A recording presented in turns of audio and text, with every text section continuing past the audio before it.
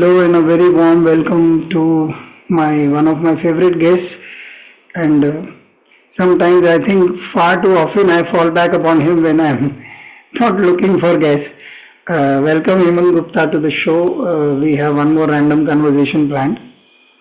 Thank you, Bunty. As always, I think it's great unfolding and great humbling Yeah. co-exploration. So thank you so much.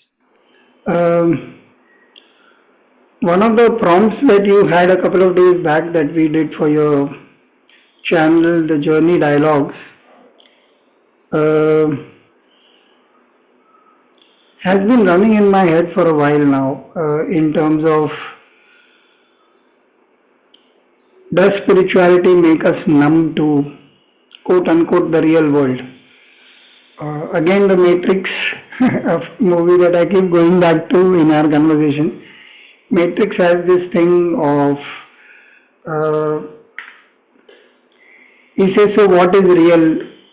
is being asked by the to the protagonist, and he does not seem to have a logical answer sometimes. One sec. So,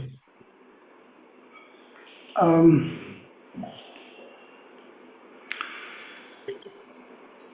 Personally, honestly, forget the world telling us what it is. This whole tightrope walk between being practical, making money, being successful, looking after your family and social needs, and this intense longing to know who you are. Uh,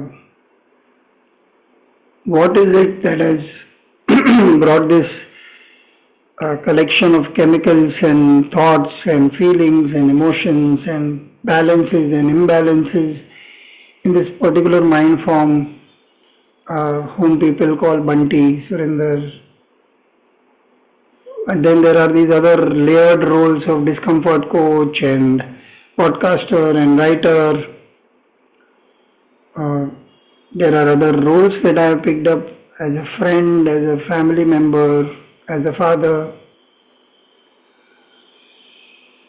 Yet underlying all of this, there is this huge vacuum or loneliness or provocation or invocation in your words that keeps demanding, "Okay, tell me who you are, tell me who you are." So while there is satisfaction in terms of achieving some goal at some point of time, whether monetarily or career wise or family wise, or it could be a small birthday party or planning as a surprise for a family member and you've successfully done it, they are very happy, and those kind of goals also might give some temporary meaning to this impermanent sense of um, satisfaction. My question to you is, well, you keep talking about 12 years, 13 years, and it keeps something rankles within me. Why do you count? So now my question is a little more pointed nicely. So, uh, 12 years, 13 years, yes. Does the longing to know yourself change or go away, or at least does it have any kind of temporary respite? And I'm putting it in a very raw form. Obviously, there are milestones and some insights that arise which make you feel peaceful for a while. But my question is more about the raw feeling of the journey itself. Uh, what do you have to say about that? um, I'm not very sure whether I've grasped the question and the essence well. So let me rephrase it and see whether I'm in the same journey with you. So I think what you're saying is some of us have these questions, which are questions of they may be called as deeper questions or higher order questions of who am I, why am I here? So there is the container of nature of self, what's the nature of self? What's the nature of this, deeper first person experience that we are having? And then there is the nature of reality, which is, what is this? What is that? In terms of people, their behaviors, their attitudes, their choices, their actions, or it's concerned with matter, material, or it's concerned with systems like social systems, social norms. So there is the nature of reality. And then there is the nature of knowledge, which is, how do we know what we know? And that which we know, is there a better way of knowing it? And hence, better knowing. So, in my limited understanding, I think we are constantly, all of us have some answers to these, nature of self, nature of knowledge, nature of reality, and hence what are we pursuing and why are we pursuing it? Uh, and we keep uh, living off from those belief systems of what we believe to be the nature of self, nature of reality, nature of knowledge, and our pursuit. And at some point, we start excavating, sort of going into archaeology of self, archaeology of systems. When we do that, sometimes you get something in the nature of self, but then that looks very discordant with nature of reality that you know, because that may not have been excavated enough. वो वहां तक नहीं गया तो कहीं पे यहाँ पे आप चले गए और पर ये डील यही नेचर ऑफ रियलिटी से कर रहा है, या नेचर ऑफ परसूट्स वही है, बट ये अब ये डिस्कॉर्ड पैदा हो रहा है कि आपको एक डीपर सेल्फ मिला है एक, लेकिन वो जब आप इस यहाँ पे ऑपरेट कर रहे हैं nature of reality and social systems and pursuits का, वो इसमें डिस्कॉर्ड क्रिएट कर रहा है, तो अंदर एक डिस्कॉर्ड बढ़ने लगता है कई बार because you have discovered a deeper self, you know that there's a deeper anchor that you have, and you still deal with this reality, because at some point you start seeing this differently even while you're performing your duties, even while you start you keep chasing your inspirations and ambitions. So I think as you go into this excavation archaeology, you keep having either all in all discord and all in all coherence, or instant or switching between them on and off, kind of, and you keep experiencing it over a period of time. So that's the first container I want to create in terms of how, at least I believe the journeys are. Sometimes, and then the second container is how do we go deeper into these different nature. So sometimes it comes from the path of karma yoga, action led. Sometimes it comes from the path of Gyan yoga, journey in contemplation. Sometimes it comes from the path of bhakti, surrender, leading into the unknown, the unknowable. Sometimes it comes from the path of deep meditation states. And sometimes it can be just sheer serendipity or adversity that introduces you to a deeper reality. The thing is that whatever we keep getting from these different paths, unless we are aware and we want it so, you're not able to integrate even between them. Sometimes you may have a deeper knowledge, but you don't know how to integrate it in your karma, in your living. Right now, I'm speaking with you. So imagine I had a deeper meditation session in the morning and I had a deeper state that I realized. But if I do not know how to integrate that right now in this vyavharik world that I am in right now, the nature of social system that I am in right now with you,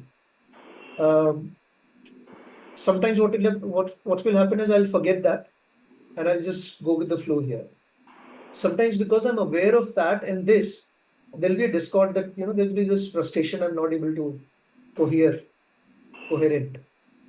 So I think there are these various nuances that have to be put in front of us.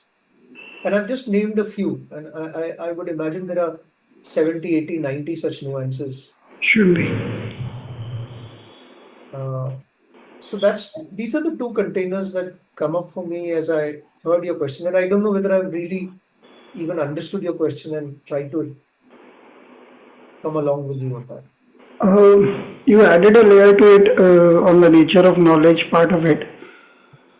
Uh, but since it is integral to both the search of the self or uh, search of making sense of the material, uh, I presumed it was okay. Um,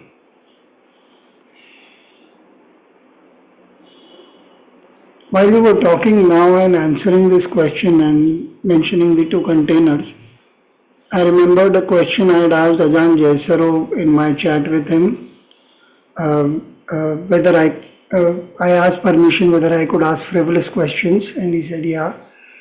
And I ended up asking, do monks like ice cream? I'm unsure if I remember verbatim what he said, but something to the lines of, okay, if it is a hot day and if they are offered an ice cream, I'm sure they wouldn't mind it. Um, so yeah, monks can like ice cream at times. Um, Now that I look back upon that question, it's actually not a very frivolous question. Uh, Somehow, because you also used the word deep a couple of times, that also was rankling me somewhere. Uh, there is this fun guy called Wayne Liquorman, whose pen name is Ramzu. He called himself Ramzu because he was a disciple of Ramesh Balsekar, who claimed to be enlightened, who was, I think, the president of the Indian Bank or Indian Banks Association or some such. I had the privilege to go see him. Uh, and also, he followed Lao Tzu, so Ramzu came from there. He had written a very funny take on spirituality called No Way for the Spiritually Advanced. So somewhere in one of those poems or free-flowing verses, he lands up saying, for all this uh, sitting, you have a deeper sense of the self. And I kind of, this is obviously not the same words, these are my words, but it kind of makes us squirm and at the same time wins in the uh, recognition that I am re-emphasizing who I am, but finally it is always about I am, and it is giving more strength to the personality-based life that I am leading.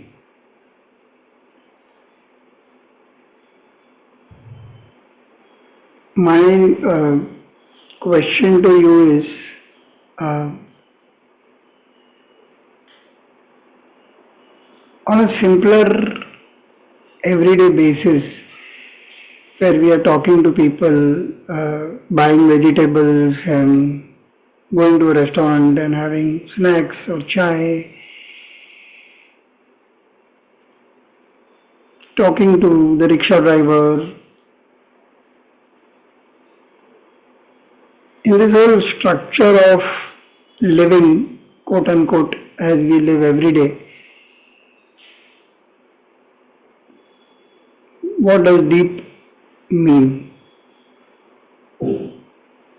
I want to leave it open-ended so that you can interpret it the way you want as of right now before I specify. Would you want to take this question that in an everyday sense, what is deep and what is shallow?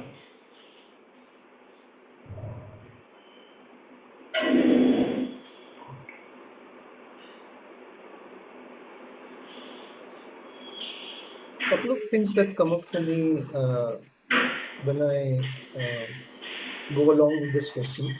One is the framing of I think, I feel, I say, I do. So at some level, thinking is slightly different from feeling, is different from saying, is different from doing. At some level, and at some point in journey, you start realizing that you may be complete. Your thinking and feeling may be completely misaligned to what you're saying and doing. and there is incoherence between the two. Hmm. Also, many a times there is the incoherence between what you say and what you do, and what you think and what you feel. So there are various combinations of four. Uh, and all along we've been carrying these four. Uh, so imagine, Bunty is not Bunty. Bunty is four Bunties, Bunty thinking, Bunty feeling, Bunty saying, Bunty doing. But all four of them have a life of their own, and very seldom they meet and they cohere and they have this flow and wonderful experience, whether it's in the pleasure of ice cream or the pleasure of playing or the pleasure of seva or something. But then ever so it keeps going back to the disintegrated, the fragmented thinking, feeling, saying, and doing. So I think one import of the deep is at some level you're able to become aware of the incoherence in the moment. You become aware of it in the moment itself. The second is you're able to sometimes not let it overwhelm you. Sometimes you're able to channel and then bring at least that micro courage of being slightly more authentic in the saying or doing because you want it to be aligned to what you think and feel. Sometimes it's a very deeper alignment, a very strict, strong, clear alignment between you will immediately shift and say no to something that you would have wanted to be politically right earlier. So there is this container of think, feel, say, do, and there is a deeper integration, more integration in the some awareness, sometimes integration, sometimes channeling, and sometimes even making peace with, even if it is incoherent. So it's not that the I just feel I don't think the life project, the spiritual project, if I may use that term, is to have 100% coherence of all the thinking, all the feeling, all the saying, all the doing, all the time. I don't think that's the case. Uh, I think you have revisions of coherence and revisions of incoherence, and your ability to preside over it rather than getting overwhelmed by it. That's one aspect of looking at the deeper part of it. The second aspect is very often we are not very mindful that, for example, imagine there was this uh, uh, a layer or a scale of our values and deeper belief system. So let's say honesty, authenticity, truth, beauty, whatever you may want to put here, and you, or maybe some fundamental assumptions about human nature. Humans are like this. Good humans are like this. Bad humans are like this. God is like this. Evil is like this. Nature is like this. So those are your fundamental belief systems. And then here is you and me interacting right now. And the key question is, how does this connect to these deeper things right now? Are they playing out? Are they? And then have I looked at truth always, honesty always, compassion always, forgiveness always, apology always, or these are sometimes? And then how do I use them in this particular action here in the now? Now, most of the time, we are not aware of our choices and action and how they connect to our deeper belief system. So I think the deep word here would, in the second container, mean you start becoming slightly more aware of your choices and action in connection to your deeper belief system. And what then also happens is you start observing contradictions between your deeper belief systems itself. Because if you were to be authentic 100% of the time, it will be in conflict with another value that you may have. It could be in conflict with compassion, let's say, Yeah. sometimes, or it could be in conflict with something else. So you start becoming. So there is a twin move that happened. Move one in the second container is you become aware of your choices and actions, the deeper beliefs that you hold. And then the second move is you start seeing the discord between the beliefs themselves and the values themselves, which otherwise you would have conveniently or easily picked up one and say, I stand for this. For me, this is more important. This is the thing that should be important. I think that these are the two containers that come up for me at least I would attempt to look at and go along with the question of what is deep. I'll halt here. Okay. uh, Incidentally, yesterday Ajahn Jaisaro was in Bombay, and I had the good fortune to meet him for 2 or 3 minutes. In answering a question to another speaker, he landed up saying that we have this whole tendency and great tendency to quantify our practice in this birth as the only truth about our practice itself. And he says, so the question was something on the lines of, my defilements dishearten me, because earlier they weren't there and now they arise and they make me feel not equal to the task, kind of thought. Oh, there was to me the obvious answer was, one of the answers was,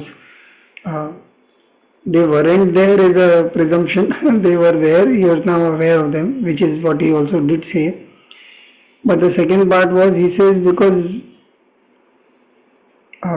obviously now this gets into belief territory, that millions of births you might be practicing and you do not have this put down to an exact science that this causes this or this happens because of this or this can happen because of that, no matter how much effort you put in. Because there are just too many variables working at the same time all the time. And you always have to factor the unknown part of the knowledge for you to keep pursuing it.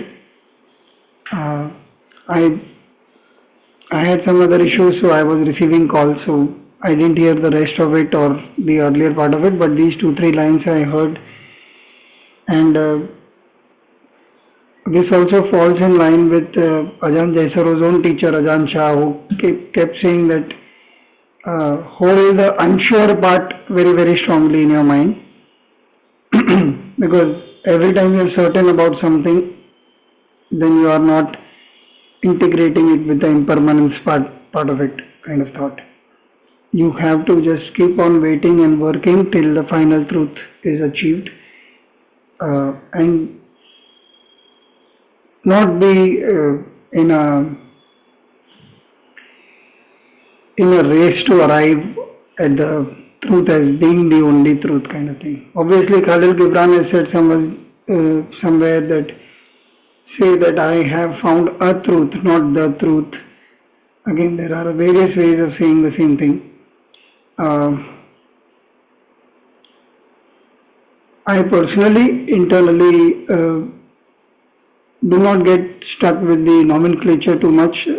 Any insight that arises is satisfactory, and that whether it is for the moment or not, my experience will teach me. I don't have to think too much about it. As long as I have a certain looseness about my own insight, rather than getting rigid and saying, okay, I know it all. Life is kind. Dukkha is very, very kind. It keeps coming and breaking any notion that you build up. Puncturing any certainty that you have about any aspect of learning, till obviously certain breakthroughs that happen which are known to you in terms of, okay, this seems like if nothing else, a very long-term truth. One can stay with this. So for example, one of the examples I heard on the retreat that I just been to, that while things are impermanent, that the fact that things are impermanent is a more permanent truth of sorts, as you will realize as you go along. My question still comes back. So I am now presuming that people who are not very spiritually inclined, if they are watching this and they may say, "Yaar, I need to make a living, I need to take care of my family." Uh, okay, I'll come down to a very small and very easy question about this. Uh, if I'm not mistaken, there was this guy called Pundalik, is his name, who was pressing his father's feet, and God comes to him happy with his service and says, "Let's chat." He says, "Wait, I am serving my parent right now," and he throws a brick for him to rest on, and the god apparently stands with his hands on the waist and climbs the brick and keeps waiting all night, and Pundalik does not give him time because he is busy serving his parents, his father. And from there, that the legend of Vithoba, which means in Marathi Vithe Varoba, which means standing on a brick. So God's form in that sense has been immortalized of sorts, or rather freezed in time for a longer period of time. There are a lot of people who believe in that God, and they have extraordinary devotion towards the story and the God themselves. Miracles apart, uh, my point is that they have gone through, all his greatest disciples of this particular God have gone through some immense uh, challenges. Uh, it's not been an easy life for them. Most of them have been very poor, often having to let go of their meals and tortured by their family members or the society in general, the villagers. So my question to you is, going back to the numbness part of it, are you and I in this depth of thought becoming numb to real issues, uh, with respect to what you just answered, uh, being factored in, that the depth is understood by us, and what transpires between the deep and the everyday connections either happen in various forms. Sometimes a lot of goodness comes out of it, sometimes there will be frustration, other emotions might arise. So there are enough number of people who will say that it's better to have a token kind of affection for a superpower, supreme power. Uh, the pursuit of truth is a rarity by itself, but whatever they think is important. And so I have friends that I work very closely with. Uh, Sometimes they are exasperated that they've been trying to call me for an urgent job and my phone is off because I have decided to meditate in that hour of the day or something. There's nothing great about it, just that I had no work and I decided that this seems to be a good time. I've just sat. How do you bring these things together? And I mean from a social point of view rather than your and my point of view, where the conflict is far more real for them. You and I happen to have some connections with the deep and uh, some kind of belief systems, and some kind of experiences, exposure to certain small truths of the greater truth. Uh, we are clever in terms of being able to use the right words to communicate, like this podcast. They may not have all these, and they may have, "Oh look, I have got married, I have two kids, and now I need to take care of them, their school fees and their college fees and their needs." Uh, Within our families, obviously, at some point you would have gone through this, and I have these questions also. Um, what is your answer to yourself, or when you are also in the middle of the challenge? Not the wise answer of reflection alone, But along with the challenge, now the challenge is there, so you need to, say suppose you need to pay off your loan and uh, you have an opportunity, but you choose the spiritual path at that point of time because that is your longing for the truth. How do you justify it to yourself? How do you make peace with the discord that you're causing for yourself and the rest of the people who are looking at you? So, if I first understand your question right, what you're saying is there are day-to-day uh, commitments, responsibilities, duties that different people have depending on where they are on the socio-economic status of the society. Uh, and then, is spirituality a hurdle? Uh, and interestingly, the pronunciation has an interesting tone to it. So if you pronounce it as HURDLE, which is hurdle, or it could be a huddle, HUDDLE. Spirituality could be a huddle or a hurdle. And I feel depending on how a person is on the path, it could be one of the two.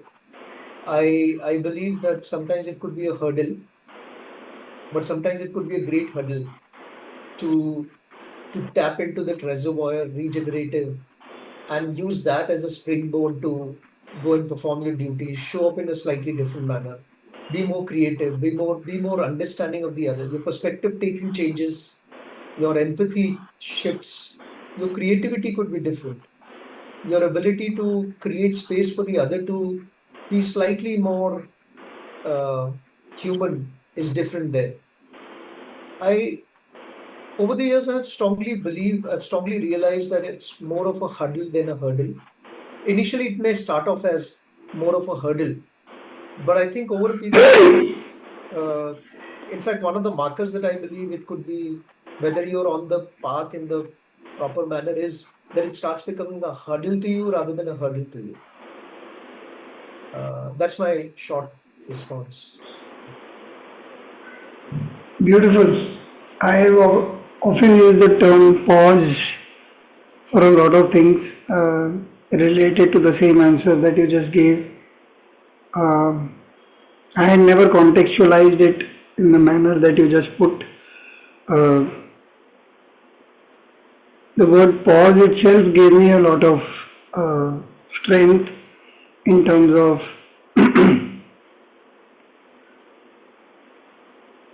the immediate reaction also takes something away from me. Uh, it leaves behind regret and jumpiness and restlessness, and even if I won the deal.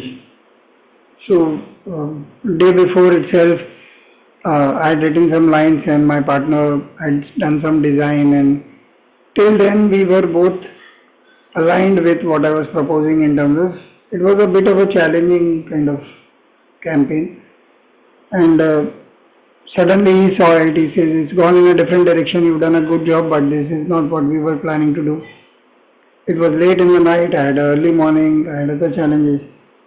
I think my voice rose a bit. Arey, how can you act like a client? Yeah? You're not getting the damn thing, and something I ended up saying. And within 2 minutes, he says, okay, send me what you are convinced by. Because I was very, very convinced about my method and my answer at that point. Besides which, also frustrated, it was 11:30 in the night and wanted to kind of wind up. Uh, but his pause, his immediate reaction, okay, I'll do it the way you are asking, made me, I switched off from the conversation, having won the conversation, but I was restless because of his pause. Then I sent one more explanation why I thought what I was proposing would work. In the morning again I sent one more uh, kind of explanation. And later around 12 noon he called me and he tried to tell me what was his proposition. And this time around, luckily, I had calmed down and there was no such pressure of having to deliver because we had anyway been with the idea for around 12 hours. And I landed up listening to him and I said, okay. So there was one thing that I was not liking about his proposal that kind of made sense now in the second hearing. I said, okay, then it seems to be workable. Let's do it your way. And you hold on to what I said. He says, it is ready if you want to send it. I said, no, I am no longer convinced by my idea. I am convinced about the thought, but I think your solution is not bad. It kind of aligns with the problem that we are facing better. We shall see where this goes, but let's send what you are doing.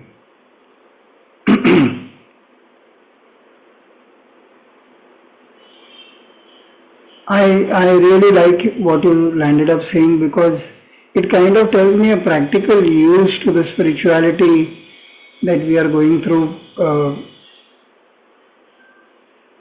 Spirituality being is a heavy word, but self-exploration is a better word perhaps, where you are trying to figure out who you are, what you are, even with the slightest inflection in my own tone, I was unhappy that I had kind of imposed my version. Although I was very convinced with my idea and I was thinking about whether there was a better way to have explained myself at that point or something. But creative people have such discussions very often, but this time around, I have started wanting it to be better. And I also realized that it was not the circumstance, it was not the other person, it was just me and my unhappiness with being misunderstood or not understood enough. And that didn't make me happy for some time. I live with it. The good part about these things is that acceptance of yourself is equally important as the acceptance of other things that is happening. But at the next given chance, I try and make amends and try and come down and at least clarify in a non-conflicting way. So this kind of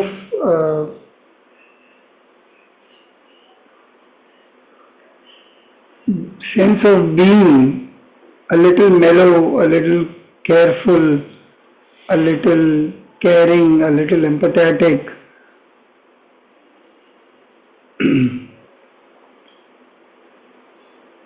a little friendlier to the world around you comes only because of self-exploration, because once you are finding who you are, it's not only you who you are unraveling. You'll end up finding, okay, this is why Hemant is the way he is. So to go back to one example, I just said that while every time you use 12 and 13 years as a time thing, I also, with my little bit of irritability about why does one need to have a quantification of time, there is also the acceptance of no. There is this forever reminding him and this telling himself that I have taken up a journey. And maybe there is some space that is exploring within that I may not be aware of. And it's alright. It is just and I don't make a big deal out of it. I'm just giving it as an example because it has come up on the podcast a couple of times in terms of discussion. So it's easier for the audience to relate to. But yeah, thank you for that answer. What happens when wisdom does not prevail? When that challenge is overwhelming and you are really, I love the word huddle that you used, but between the space of the hurdle and huddles, where the being unsure is there and I'm sure you have at least some concept of who you are. So there is कि यार हेमंत तुझे तो पता है, but अभी क्यों ऐसा, but वो ओवरवेलम कर देता है जो भी डिफाइलमेंट है, जो कल वो लेडी शायद पूछ रही थी अजय जैसे को Okay, you get overwhelmed with the defilement and you say, "Arey, it wasn't there," or "it wasn't there in this moment, so it is there." So how does Hemant come to terms with not being wise? How do you wait for the hurdle? What makes you wait for the hurdle, or do you? Is also a question. So just double clicking on the hurdle, and the hurdle is the element that there is the isolated practice. Can you speak up? Yeah. There is the isolated practice and there is the integrated practice. The isolated practice has the elements of you withdraw, you get into a particular place, position, ritual of something, and you're isolating yourself from the world to do some practice. And the other is integrated, where you take the practice and you integrate it, even as I speak with you. And the key question that I need to ask is, like we have physics, applied physics, maths, applied maths, there is spirituality and applied spirituality. And the applied spirituality is the integrated practice in the moment here. I am co-huddling. I am huddling even as I speak with you. And I don't need to have the isolated practice of, physically not being here and going and doing that practice. So, but both are required. That's my first invocation. To your question of what happens when wisdom prevails, doesn't prevail. I think, again, going back to the thing that we were discussing around deep, where there is the think, feel, say, do container, and the container of connecting something of my choice and action to the deeper beliefs and deeper pursuits, and then looking at the discords there. I think, let's say in this moment, at this particular point, I fumble. I say something, which cannot be, perhaps under the popular conception, cannot be said by somebody who's on a spiritual path, let's say, or a wisdom path. So then the thing that becomes important is, A, others realize, B, you realize, others communicate to you, you self-report it to yourself or others. And the other thing is, what do you do with that? How does that affect you in your overall vector, in your overall being? How do you integrate that into your being and becoming in that sense? And I think over a period of time, yes, sometimes we can get overly fixated, to be spiritual about everything, every time. Sometimes we can become overly fixated by being wise about everything, all our opinions and talks and actions. I believe there is something called as adaptive fixation and maladaptive fixation. An adaptive fixation will be something where you want it to happen, but if it doesn't happen, your go back to position is one that of something. What is your path? Either it can be contemplating over it, revising some things inside of you, or just sheer leave it and offer it to the universe or the supreme and just move to the next choices in action. So it depends on whether it's adaptive for you to be fixated on it. And maladaptive version is there is the element of something going wrong, and then there is the element of self-bashing, other bashing, ruining, regretting, guilt, and then getting into that spiral over and over and over again. And so I think in the journey, over a period of time, another marker is, I think this could be an interesting marker. Like, are you now getting fixated about being wise and fixated about Beautiful, beautiful. I would want to use easier terms for your adaptive and maladaptive. yeah.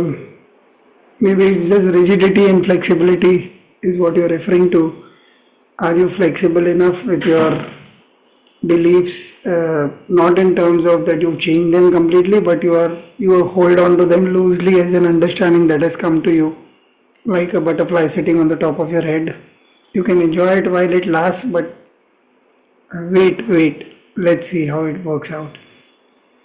Uh, this has been an extremely beautiful conversation. Oh, created Bhante, ever so thankful to you for creating this because all of these things they come out, they belong to the universe, they come back, come into the universe, and it cannot happen individually. I'm more than sure. Yeah, So, yeah. Luckily, when I started the values workshop and I started having different guests, my brief to myself was it is the 10th day of a Vipassana course where people have gone through some kind of purification and they just get up and they'll end up saying things to absolute strangers that they would not say to even their best friends or family.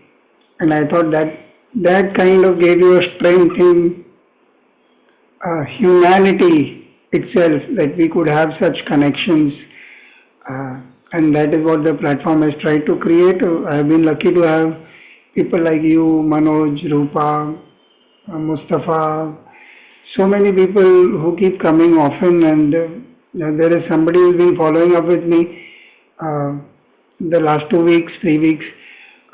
Let's do this, brother. And he's a drummer and a hard rock kind of fellow, very sensitive, extremely concerned about artists' mental health and stuff like that. I find myself blessed how this will work out and really reach people, be understood, uh, is something that is for our collective intention to just be put out there. But it is beautiful that this exists. One of the rare times where I can just say that I'm at peace that we had this conversation. Uh, Thank you so much, and may all gain and be blessed from this merits, any merits that we accrue from this. Thank you. thank you, Bhante. Thank you.